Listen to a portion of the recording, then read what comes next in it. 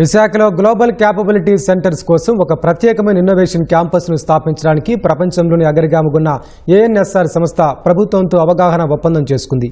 ANSR సంస్థ Madhurawada IT క్లస్టర్లో అత్యాధునిక GCC innovation campus ఏర్పాటుకు పెట్టుబడులు పెట్టనుంది. దీని ద్వారా రాబోయే 5 సంవత్సరాల్లో 10,000 మందికి పైగా ఉద్యోగాలు కల్పించనుంది. ఈ మేరకు ఐటీ, ఎలక్ట్రానిక్స్ శాఖల మంత్రి నారా లోకేష్ సమక్షంలో ఒప్పందంపై సంతకాలు చేశారు.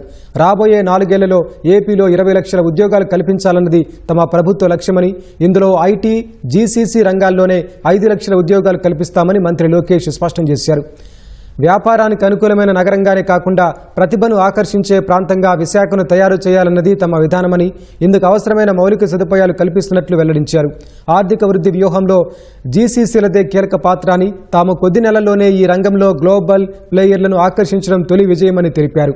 జీసీసీల అవసరాలకు అనుగుణంగా పాఠ్యాంశాలు, cloud, AI, cyber security, product ఇంజనీరింగ్ను బలోపేతం చేస్తూ టాలెంట్ పైప్ లైన్ కోసం పలు కంపెనీలతో కలిసి పనిచేస్తున్నామని వివరించారు. భారతదేశంలోనే అతిపెద్ద డేటా సిటీని విశాఖలో అభివృద్ధి చేస్తున్నట్లు చెప్పిన లోకేష్, వీటిలో హైపర్ స్కేల్ క్లౌడ్ మౌలిక సదుపాయాలు, ఏఐ ల్యాబ్లు, అనలిటికల్ హబ్లు, కంప్యూటింగ్ క్లస్టర్లతో కలిసి ఉంటాయన్నారు. విశాఖలో గూగుల్ సంస్థ అమెరికా వెలుపల తొలిసారిగా అతిపెద్ద డేటా సెంటర్ నిర్మించబోతోందన్నారు. టీసీఎస్, కాగ్నిజెంట్ రాకతో ఐటీ, జీసీసీ రంగాల్లో 5 లక్షల ఉద్యోగాలు సాధించాలన్న తమ లక్ష్యంలో 12% ఇప్పటికే నెరవేరిందన్నారు. విశాఖను ప్రపంచ జీసీసీ నూతన రాజధానిగా మార్చేందుకు తమతో కలిసి పనిచేయాలని లోకేష్ పిలుపునిచ్చారు.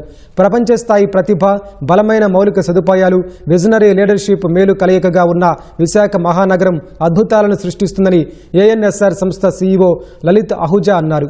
విశాఖలో తాము ఏర్పాటు చేసే ఇన్నోవేషన్ క్యాంపస్ ప్రపంచ స్థాయి ప్రతిష్టాత్మక సంస్థలకు గమ్యస్థానంగా మారబోతోందని చెప్పారు.